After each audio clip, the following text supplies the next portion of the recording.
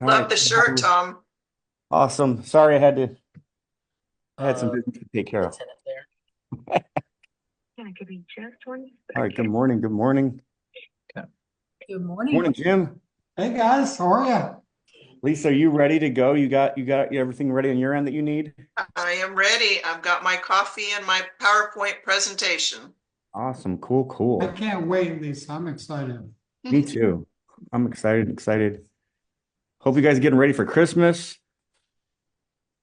We got what, 8 more days?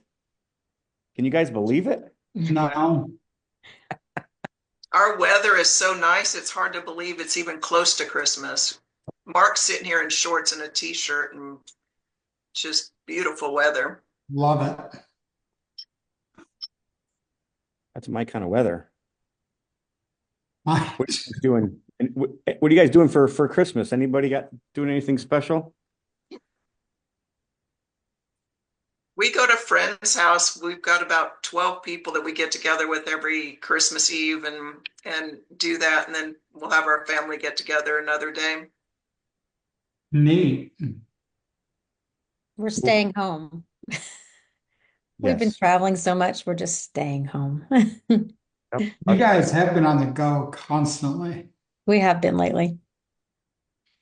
Now, I'm excited you guys are coming into the Dealmaker family in Jackson, Mississippi. We are Yes, all right. too.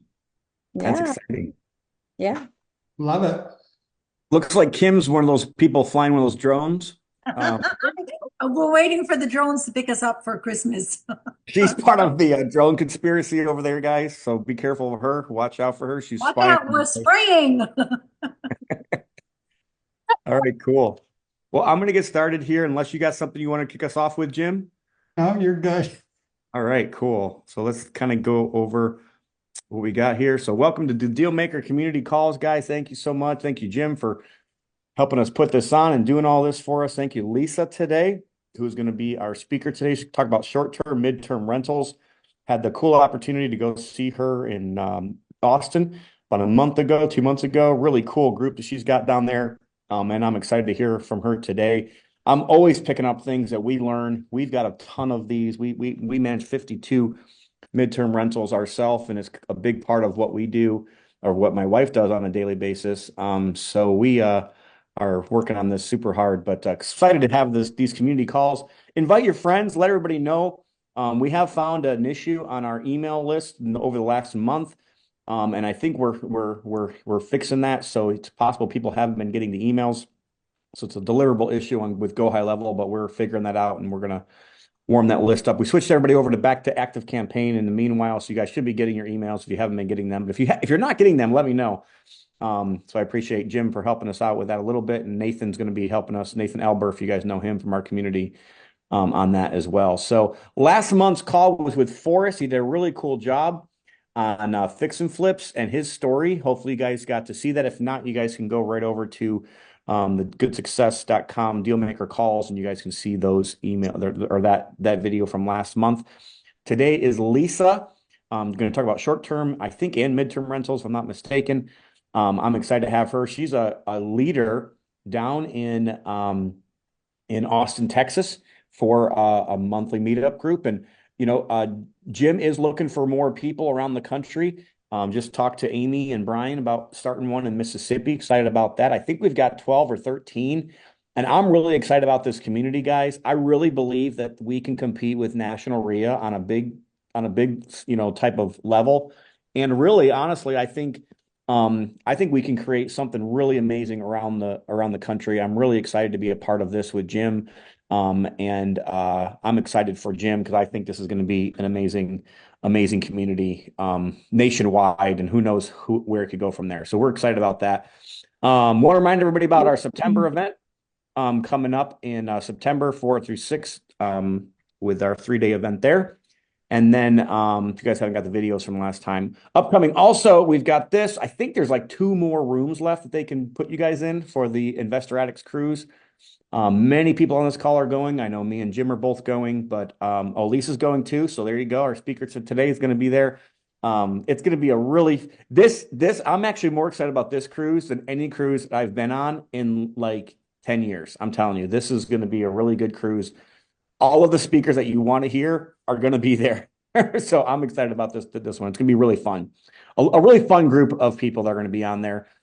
Save the dates for March 18th through the 21st, guys. EliteDealmakers.com, I think you got there. You Those guys are the wrong dates, Tom, just so you are know. you kidding me? All right. That's What are- okay.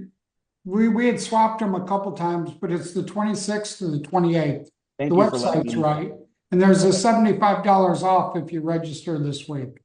Awesome. So make that happen, guys. If you have not already registered, you're going to want to be there. This is going to be the biggest deal maker we've ever had, right, Jim? Yes.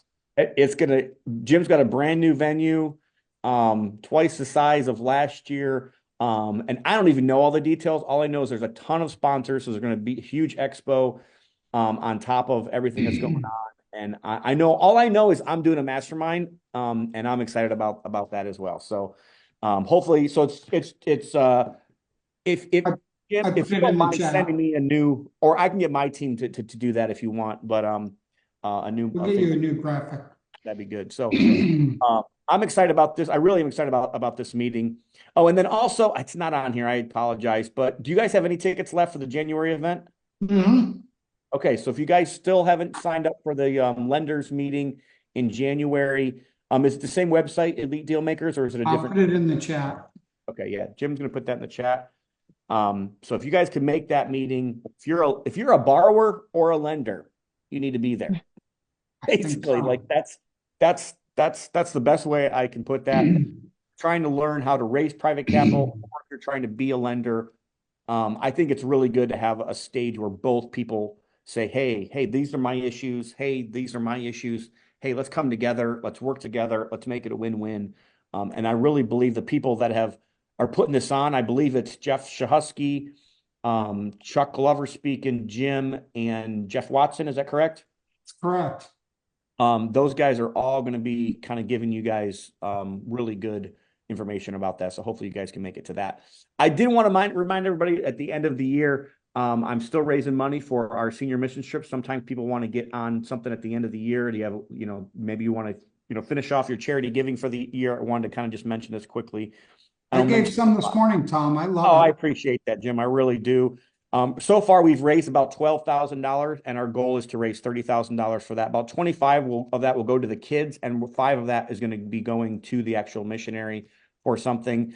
And then in addition to that, I don't know if you guys know this or not. I'm excited about this, Jim, but I think I've got it connected where Augie is going to be able to do a drop with the kids as part of this trip as well. So with Share the Love, I know a lot of you guys already give to that as well. So I'm excited about that. So my daughter's going to be on this trip. I will be on this trip with them. I've been a sponsor, and I've gone with them the last 3 years, and I'll continue to do that as long as they let me.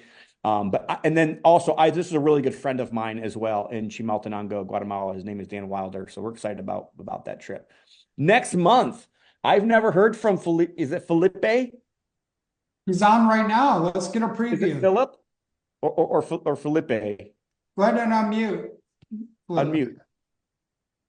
I saw him on earlier. There he is. Oh, maybe he's away from his computer for a moment. There you go. So Hi, can you hear me? yeah, so give us a little bit of taste of what you're going to talk about next month. Yeah. Yeah, sorry about that. My Wi-Fi went out, so I'm on my mobile here, so it's a little iffy.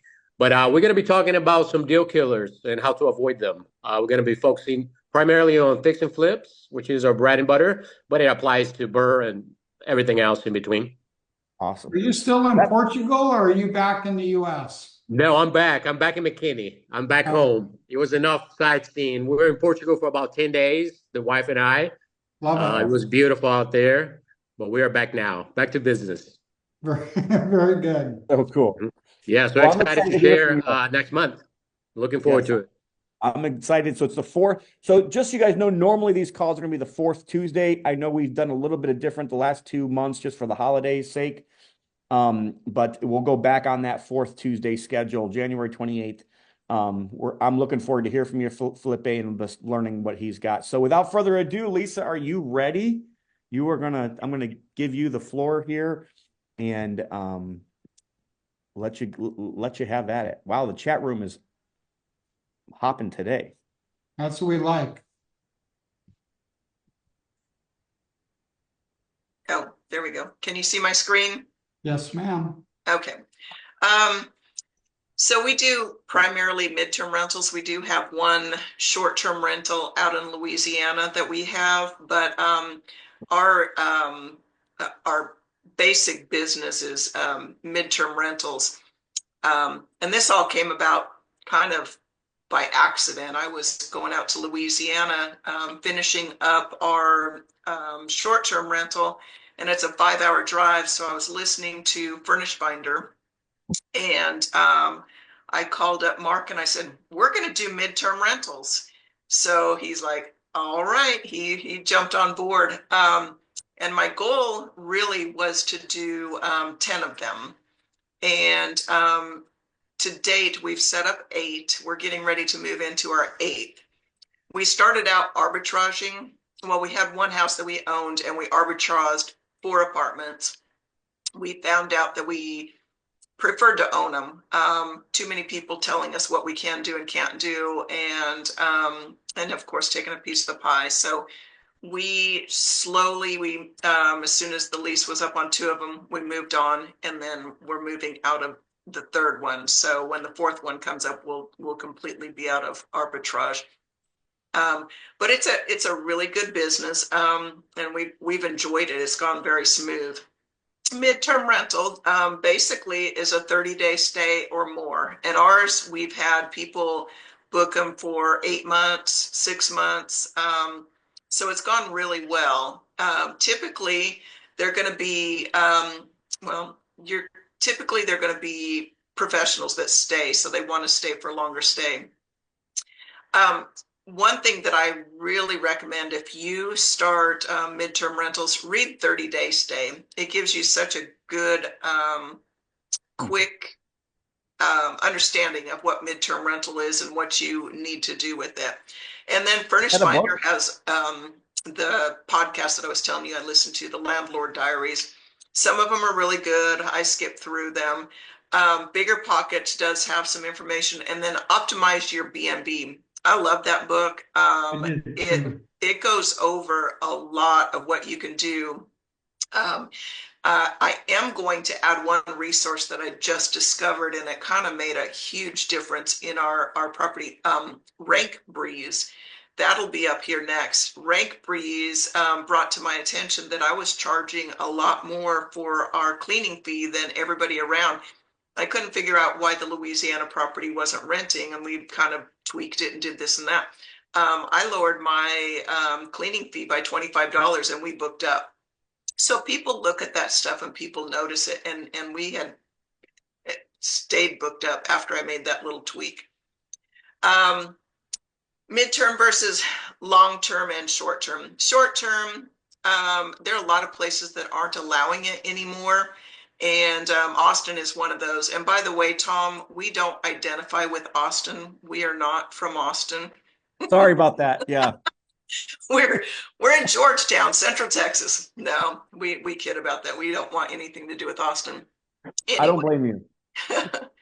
So they are tightening up on restrictions, and there's a lot to do with the hospitality tax on it and everything else with that.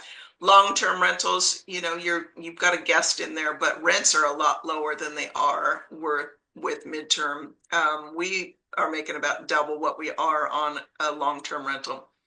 Higher rents. Why midterm rentals? Higher rents. Professionals. We have professionals that stay there. They go to work, they work hard, they come home, they sleep and repeat, and that's it. We don't have families and kids and all of that. It's a lot less turnover than short-term rentals, so we stay booked up. Our income is a lot better than the short-term rentals were.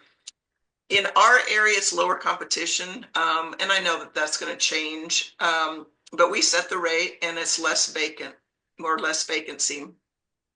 We rent to, and when I first did this, traveling nurses, executives, people building a house, seasonal travelers. We are now getting in Temple a lot of workers that work on I believe it's the solar farms or something, but we've been staying pretty booked up with them. So don't limit in your head who your guest is going to be, because it's anybody that's working in the area temporarily. What type of property do well? We've found that the smaller properties that are 2-bedroom do really well. We had a 1-bedroom apartment that stayed full, or actually we had 4 1-bedroom apartment stayed well. And I'm on a lot of groups. I will hear people say, furnished finder doesn't work. And people ask, and they've got a 5-bedroom, 3-bath house. No, that's not typically what furnished finder people are looking for. They're just looking for a 1-bedroom place to crash versus a hotel. Funding your midterm rental, there are tons of ways: private money, second home loan, conventional loan, DSCR, HELOC, commercial loan. There's equity partner, seller finance. There are a lot of ways. And as we've always done, we have private money for all of our properties. Analyzing long-term and midterm. Couple of the things, I believe it was the 30-day stay that kind of gave some guidelines. You want someplace that has population growth 20% over 10 years, job growth 2 to 3% year over year, wage and income 1% over year, rental rates increase 1 to 3% per year, and home values 40% increase over 10 years. And of course, the crime rate going down. So analyze your areas, and there are different ways that you can analyze them. I don't know if I have a slide in here for that, but there's AirDNA. I use Zillow, kind of lets me know what is available for rentals, Furnished Finder, Airbnb. So there are a lot of ways to look at what's available out there. In our area, it worked out to where we just noticed that the people on Furnished Finder or Airbnb pretty much just had a room. They quickly made the bed, took a picture with their phone, and slapped it up. And so that's where we felt that we could stand out and charge quite a bit more than the competition. Metrics to analyze: vacancy, cash flow, cash on cash return, landlord paid utilities, CapEx, and maintenance. So you've got to take all of those into account when you're analyzing whether it's a good property for midterm rental. Occupancy, if it's over 70%, I say raise the rent. You're leaving money on the table, and ours have been rented out more than 70%. So we do need to raise the rent on those. I would rather keep them less occupied at a higher rent. But that is completely up to you as far as your tolerance for having vacancies and everything. Can you self-manage anywhere? Absolutely. We live 5 hours away from our short-term rental. We have an amazing cleaning lady, never failed me yet, and a gentleman that maintains the 3 acres out there. He mows it and keeps the pond clear and does a great job. And then, if you need maintenance done, of course, you've got to have people that you can rely on and call. So it's very easy to self-manage. Short-term rental locations. And this to me is, there's tons of places that need short-term rental. Ours are near a hospital.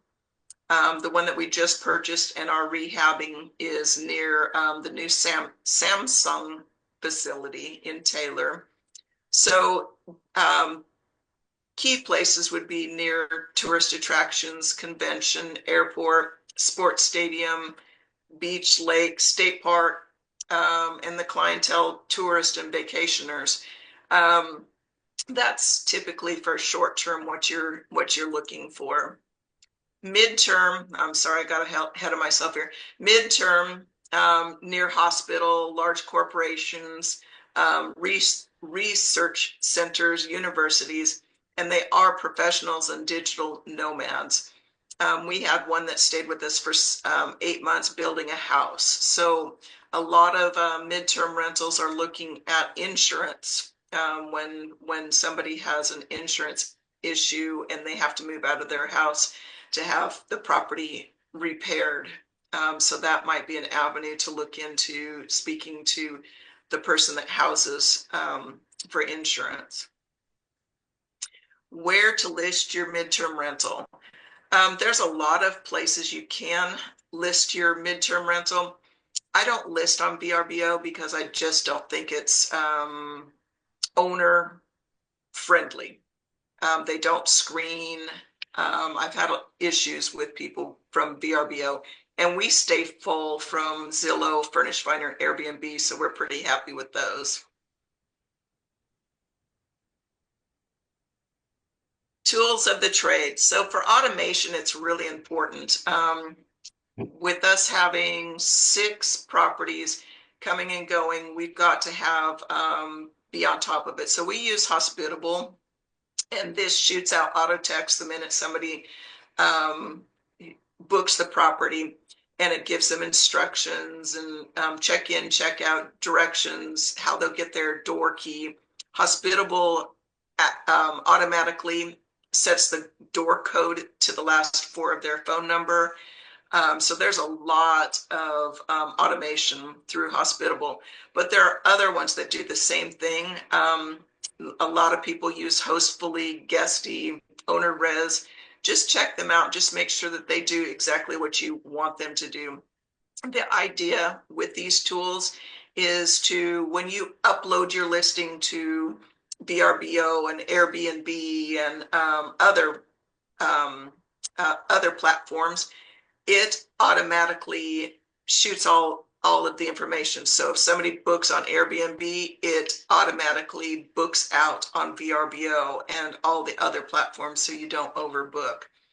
And there's a lot more to Hospitable that it does that I have not gotten into, but it's just a great tool. All of those are really good tools. So pricing your midterm rental, I use a program called, I have to look now. Let's see, Price Labs. So I use Price Labs to price, and it does the same thing. It goes across all platforms. So it'll tell me during the week, you need to have it priced at this, and the competition has that. So, and it goes off of availability and what's going on in the area. You really need to have something like that. And I think RentBreeze does the same thing. Like I said, I just started using that, and that may replace Price Labs. I'm going to have to look into that a little bit more.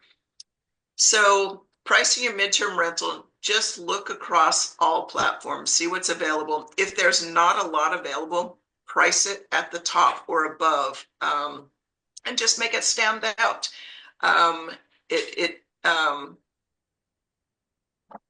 Like a lot of times there's just no competition, so you can stand out. Other resources, you can look at Google Street View and city data to kind of get an idea.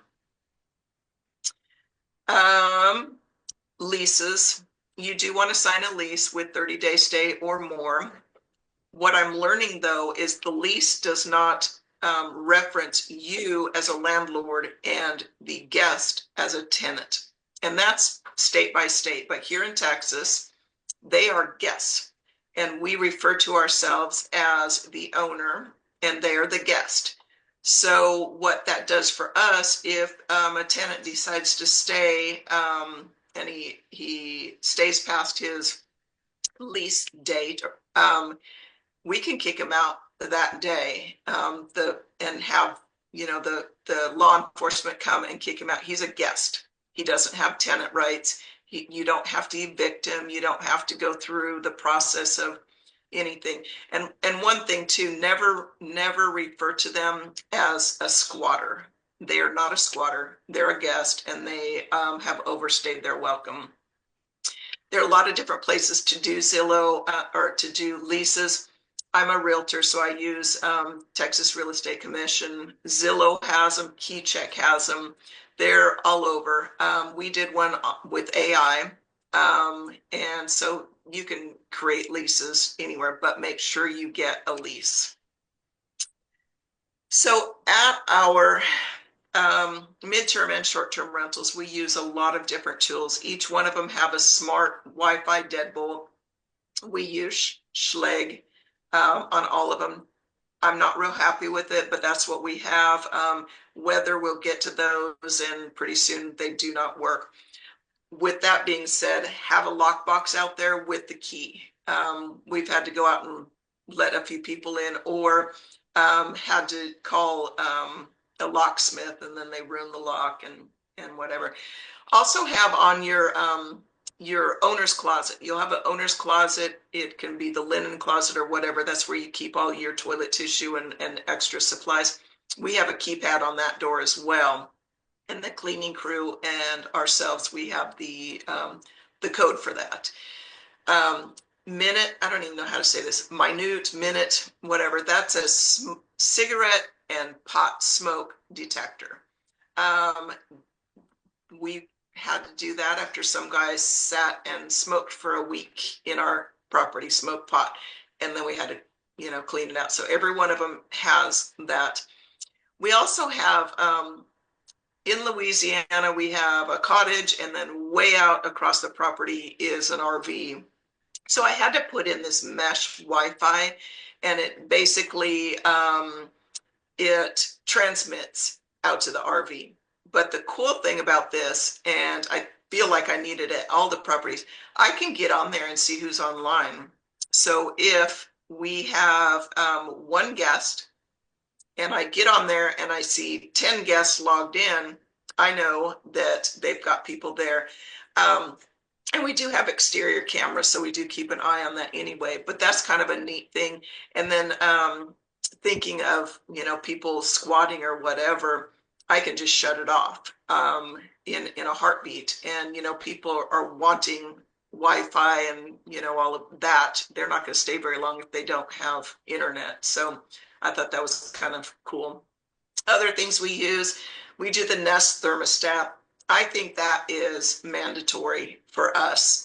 We've had such high electric bills, and now that we've put the Nest on, we see they get dressed in the morning, they turn it down to 60, they leave all day long, and it's still down to 60. So that allows us to take care of that. And then, of course, we have our alarm system with the cameras, exterior cameras. Organizing, we put together a list and this is if you're scaling and want to do several midterm rentals at the same time. We have lists in Home Depot, and now it's Lowe's, thanks to Tom, and Amazon. And we can go in and just click, click, click, buy everything for the next property, and away we roll. Other options, rather than just midterm rentals, you can rent by the room, you can pad split, you can arbitrage a property, rent it from somebody else, and then rent it. Co-host, house hack, and master lease is basically arbitrage as well. Same thing for us is renting 1 to 2 bedroom apartments or homes. And in your area, it may be different. Do your research. It's all out there. What is renting and what is not. We do guest screening, and we do that through Furnish Finders. Courtney, what is that we use? Rent screening. Yeah, rent screening. Oh, KeyCheck. KeyCheck is what we do rent screening with, but that's in Furnish Finders as well. The tenant or the guest has to pay the fee to do that. And then we get back a credit report and all of that, criminal report. So it's a must for us. And lease, if you need a lease, if it's 29 days or above. Deposit, I like to take a deposit because it ensures that they're going to leave your property in good shape. If they don't have to worry about deposit, they don't care. They're going to leave it however it is. And then a payment processing system. KeyCheck does that as well. There are other platforms that we're looking into right now. The issue with us is we've got midterm rentals, we've got short-term rentals, and we've got long-term rentals all under different companies. So we're having a hard time finding a program that will allow us to send funds to each and every one. I think I've found one, but I'm looking into it right now. And that's all I've got. Tom, you could probably add a lot to this. You guys have a lot of midterm rentals. Yeah, I was just kind of taking notes here. I honestly, it's funny that people mention things all the time that I've never heard of. I've never heard of the 30-day stay book. I've never read that, so I wrote that down myself. It's a good book. Yeah. Can you repeat what that with the rent screening was? It's on Furnish Finders? It is on Furnish Finders and it's called KeyCheck. KeyCheck. Look at the other one that I'm looking at. The other one that I just checked into, it's free. It's called Inago, INNAGO, and it's $2 to the guest for ACH or 2.99% if they use a credit card, and it's nothing for us. This is the one that allows us to send it to any checking account. So I'm looking into that. I think that's going to be our payment processing. And I think it's going to take over everything that KeyCheck does with this screening and everything like that. Yeah, I just wanted to add. So the only question I have a couple things to kind of add and reiterate of what Lisa said. And good job. I appreciate you coming on and just kind of thinking through this. It takes a lot sometimes to kind of think through what you want to say and what you want to tell people. And I just want to let Lisa know we appreciate her for her time spent, not just on this call, but on the preparation for the call. But in your market, and I think markets are a little different. In your market, what are the price ranges that you're typically seeing for your studios, 1-bedroom, 2-bedroom? Like what are you seeing that's kind of average in your market at least? We're charging right around $2,400. So typically they're right around, we've got midterm rentals charging $1,700 in this area, and I can't imagine making any money off of that since we pay all of the bills. But we do charge $2,400 and is that 2 bedrooms? 1 or 2 bedroom.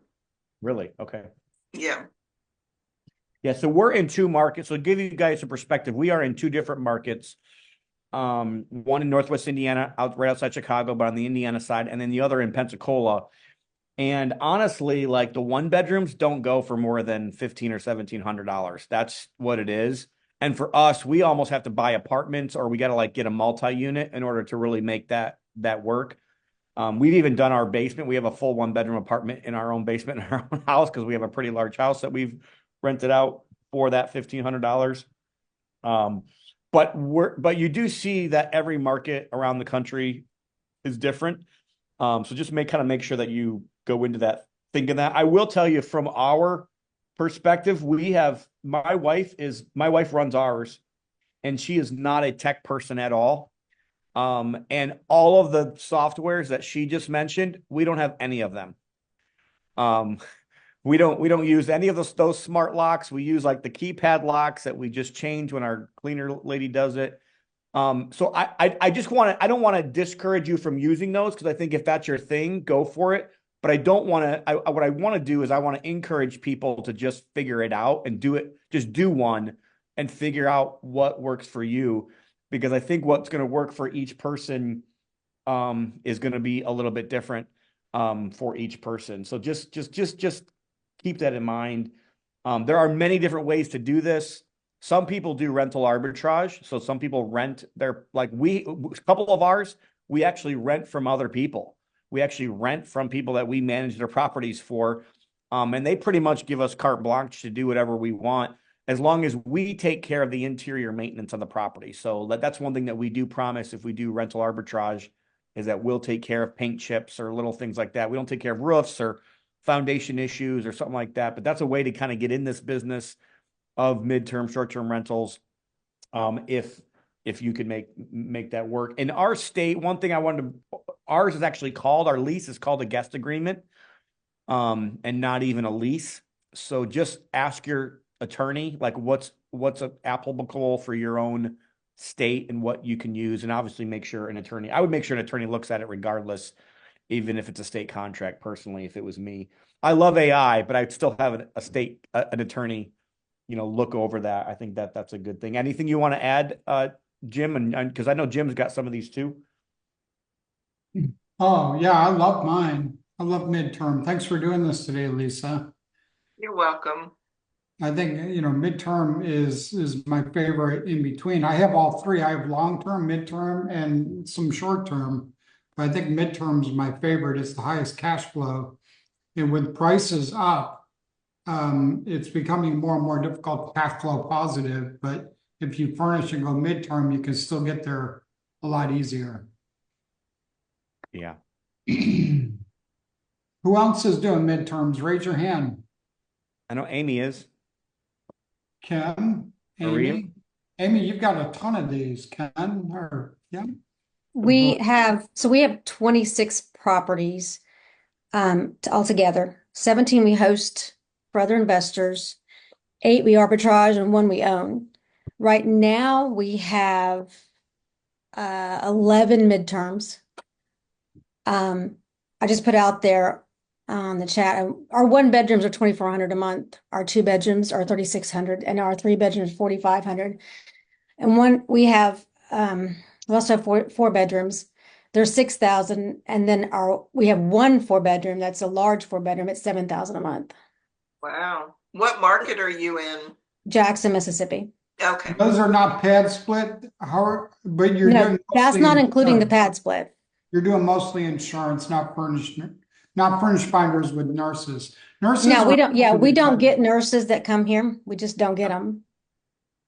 So we're getting a lot of business. Getting a lot of business right now. Yeah.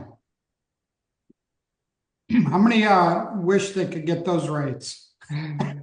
Especially in a cash flow market like Jackson. That's awesome. That honestly has a lot to do with Brian. Brian markets like a madman. He really does. He's very good at it. I agree.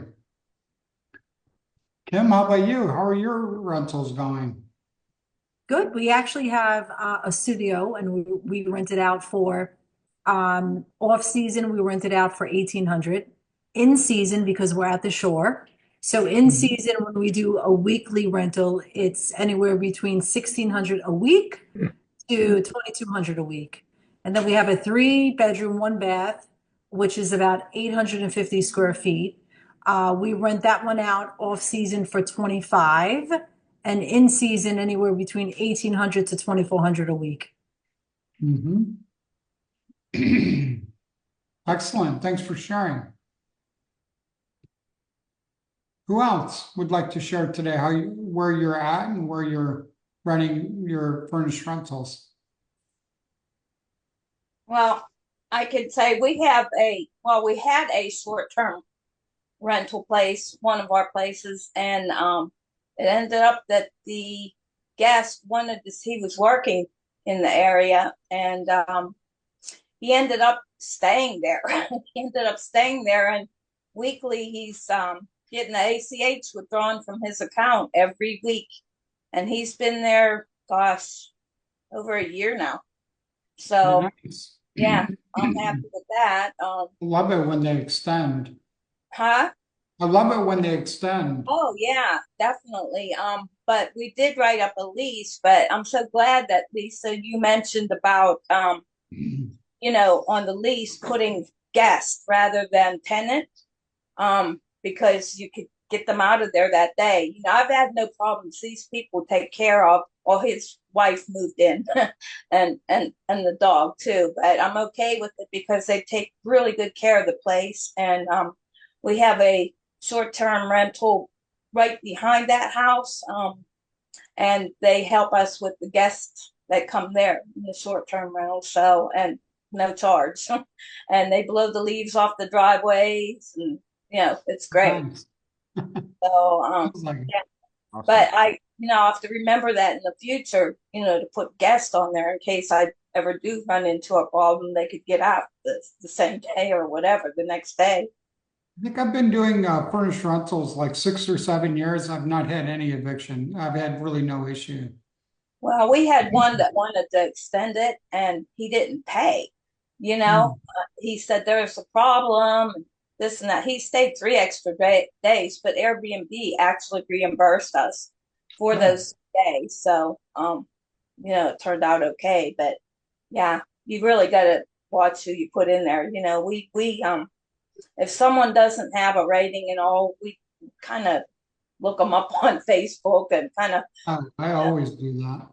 yeah, I mean, if we get the last name, or whatever. But yeah, you got to watch who you put in your places for sure. But yeah, we've had no problems at all with our short-term or midterm rentals. Tom Olson, you have so many of these. I mean, And we've been you doing must short. enjoy it. The cash flow, I mean. It's just it's a lot of work, especially when you're doing as much as we're doing. And we've gone from short term to midterm kind of in our history. We started in 2015 with the short term rentals. We started with one. We thought it was fun. It was great. We went to two. And then two was kind of like, oh, this is actually work. You gotta actually get to do this. And then three was like almost a full-time job. And then we went to five, and we went from five to like 15 in like 8 months or a year. That's just kind of like the progression there. And 15 short-term rentals just sucked for us. It was just not good for us. All of our, like, we go to church on Sundays, and that's what that's what we do. And in the summertime, right? Like every one of them is turning over on Sundays. So like we were having cleaning ladies like cancel on us last second, and we were cleaning them ourselves, and we just said this is not for us. So right now, I know we have 52 total units. Only two of them are ever available for less than 30 days. One is our Arapahoe house in Florida, and then the other one, we have another house on the beach up here in Northwest Indiana. But all the other ones are 30-day minimums, and we like that. It's a lot closer to a regular lease. It's a lot of work to get set up. The setup is probably a little bit more work than I think what people think about. For sure. It is like Expensive. my wife has gotten it down where she can do a 1 bedroom now in 2 days, and I just think she's crazy. She's nuts. But Let's ask everybody, how much does it cost to set up a 1 bedroom and a 2 bedroom? it depends on how much stuff you already It's gone have. up. But typically for a 1 bedroom, we're only spending like $4,000 right now. For a 2 bedroom, it's probably more like 6 or 7. But a lot of the times though, we have so much stuff that we've kind of collected over the years that some of the larger items you can reuse. Some big things I would recommend is I would always highly recommend you get new and good beds, like mattresses. Bed frames you can get cheap on Amazon, but the actual mattresses, get good mattresses. The only thing we know is new in every single house is mattresses, TVs, kitchen appliances, like little kitchen stuff, towels and linens, but almost everything else you can get used. Tom, just talking through this setup just brings back a lot of memories.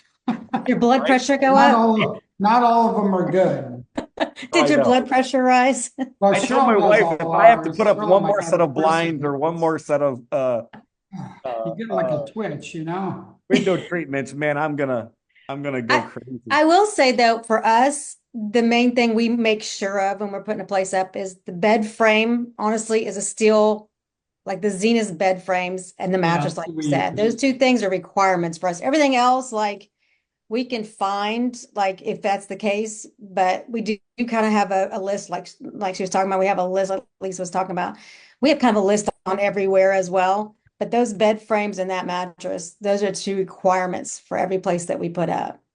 And I would And like you to can create lists. So yeah, my Yeah. wife actually has a list in Amazon, Yeah, Target, I do too. and Walmart. So she basically all she has to do is order from Amazon, Target, and Yes. Walmart. She has it all delivered. Are those And lists shareable? I don't know, I could Yeah. ask her. I would like to add definitely a zipper mattress protector. Yes, Yeah. that A too. zipper. You go with the bed. Yes, good. yes. That's- Absolutely. And we don't do any screening really, honestly. We've only had We do one very problem, little. and we've had one problem. So Yeah, I like, haven't had any. and I will tell you, like we had more problems when we were doing the short-term rentals and we were allowing like one night stays type of deals. The Same. people you have problems with are always locals. It's always a local guy. So trust me, if I don't care what story they're giving you, if their zip code where they're telling you they're from is within like 50 miles of your house, like just run. The other thing on Airbnb is if they have two first names, it's probably not a right. Like if they have Steve Jim, like it's a fake. Like it's a guy that's just messing with you. So I don't care what they're telling you. Don't believe the story. Just run.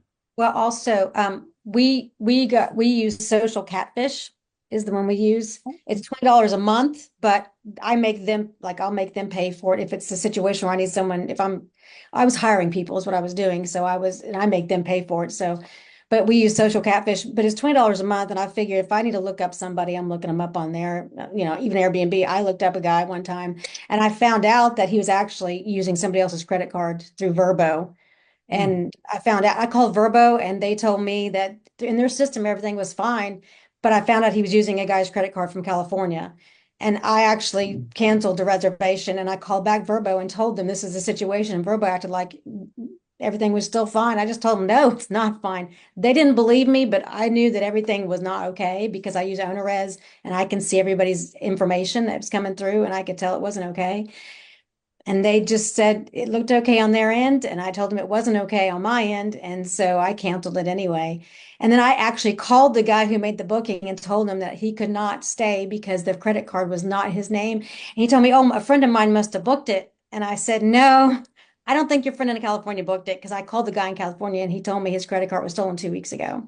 Oh my God. So, I mean, if you have like OwnerRez, Hospitable, something like that, it'll give you that information to where you can see things don't match up and you can know something's not okay. It does help you with that information by having some kind of property management or what's it called? A property. Help me out here. That kind of OwnerRez, Hospitable, one of Yes. those kind of. Okay. So that does help. Who has a question? We've heard from quite a few in our group. Take it away, Maria. Good to see you. You got to unmute. Hey guys, I'm so excited to be here. My dog's barking in the background. I'm You're good. sorry. I'm so new at this thanks to Lisa and Kim. Lisa is busy as she is, and each of y'all, I can't wait to meet everybody in person.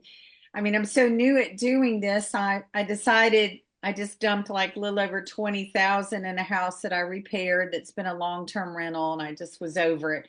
But how about Lisa and Jim and Tom, like my new midterm person? And I think now I'm charging too low for my 3-bedroom, 2-bath, but it was a new person. But how about referral or giving? She said she's so excited how I've treated her, like giving, what am I saying? Not referrals, but like, A thank you gift for referring people. just everything. Yes. And her, and how about on your sites, does somebody put in, suggestions or things about what they've enjoyed or just anything? Compliments, being grateful, does anybody do that or show that on stuff or? So are you talking about from the host to the guest or from the guest back to the host? The guest to the host. Yes. So honestly, like Occasionally, yeah. it's just How part of our important. process. It's just part of the process to thank them for their stay and Yeah. what they're doing. And then Okay. normally we have a little goodie bag for them, and we always actually do a handwritten note when they come in. So every single guest that comes into every one of our properties gets a handwritten note, and we don't give them wine or anything like that, but we'll give them just like a little snack bag and just something really small with just a handwritten thank you for staying at our thing at our house. Hope you enjoy it. If you need anything, that's did all. that. Okay. Yeah. Okay. She, she's given so So many. our travel nurses, we don't do anything. They just get a welcome email, the code, and a thank you when they move out, and then we ask them for a referral, a review. A review. Yeah, Yeah, ask for reviews. you. That's what I guess I was trying to. Sorry. Okay. Thank you. Anyone else have a question? Susan asks Amy, what do you attribute the high rental fees in your market? I think it's just because you're marketing, you're pitching directly to, I think it's partly your avatar. yeah, you're looking for insurance. Well, That means- also, I mean, I break it down sometimes because they're like, oh, $4,500 a month. That's so high. And I'm like, but where can you get a hotel for 6 people for $150 a night? You I get a get- full kitchen, laundry, washer, full size Nice washer yard, dryer. yeah, Where driveway. you gonna stay so comfortable for $150 a night for 6 people? Break Yeah, it we down. I mean, we have 4 vacancies right now, and one is our Arapahoe house, which you stayed at. Which And I love. I cannot fill that house. Like in the wintertime, it stays 100% occupied. I don't have a single problem with it from Seasonal. like April till August. Nah, probably in September, October. And then like November, December, January, February, like there's But that also isn't a beach area, so it's one of those things, I'm sure. Unfortunately. but I would love to put insurance people in there. Yeah. You have it on Zillow? You tweak the price on off season. Yep. It's like half of what it is in the summer. Yeah, I wound up in Louisiana doing very low during the week because all we were getting were weekend stays constantly. So I lowered the weekday to close to what the scuzzy little hotel was in town, and we started booking up like more. Like they would book Thursday, Friday, Saturday, or stay Monday, and that kind of helped us fill it a little bit more. But just tweaking the price on it sometimes helps. Yeah, we change it every day. We change something every day on that listing. That's something else that you've learned if you kind of get in groups and you learn from this stuff. Like they basically tell you to go in every single listing and do something every single day, like add a picture, change your. It helps on like the Airbnb algorithm, but it doesn't really help on furnished finders. Correct. Yeah. What drives Check the out furnished Rank Breeze. finders- It'll tell you exactly where you are in it. I found out we're on page 1, listing 4 or whatever, and because I would just thought we weren't even showing up. It's actually really a cool program. And that's called Rent Breeze, right? I wrote that down. Rank, RANK. Right. Right. And that's the one that I found out we're charging 150 cleaning fee. Everyone else is 125. It also can give you keywords to put in your listing, like on Yes. your actual listing, but also in your listing, like in description. It'll give you words for title, words for description. So we do that, and Alicia has taught to actually put the words, like if you go to look at ours, it has it like I put it so it shows up because we do use Verbo. We use Airbnb and Verbo. So in the description, I'll put in there like the following words within quotations are keyword tags only. I'll have a description there. And I put those words in the description, like even if they don't have anything to do with it. Some of them will say beach, and we don't have a beach near us. But because Rank Breeze said these words are keywords, I put them in my listing. I try to have them where they're not like up high, so people have to read all through that. But I put them on every single one of ours, whatever the keywords are, hoping I'm to going to get. use Rank Breeze's SEO on our next one in Taylor. I'm going to let them do it, and Yeah. I'm done. Yeah. There you go. But I it's a didn't know good, they had it's a it done good for you. source. That's neat. Yeah, it's only $300 and something, and I don't know how many hours I spent, going through their information and doing it myself. So I'm Nice. hiring them this Are you time. doing that on your midterm 30-day plus also, Lisa, or just Yes, I do it on all of our properties. I like it. Check it out. Any other questions everybody has? How'd you guys like today's Dealmaker Zoom? Is Lisa a rock star or what? Awesome. Got you, Lisa. Yes, thank you. I have a question, Jim. Go ahead. Hey, Tom Nardone here. And I shared this with Amy and Brian a couple of weeks ago and when they were in town. I had a guest on one of my Airbnbs that Vacasa manages, a national rental company. one of my guests that was booked for like after Christmas lied and said that I called them and encouraged them to cancel their stay. And I canceled on them and they suspended me from Airbnb for 5 days.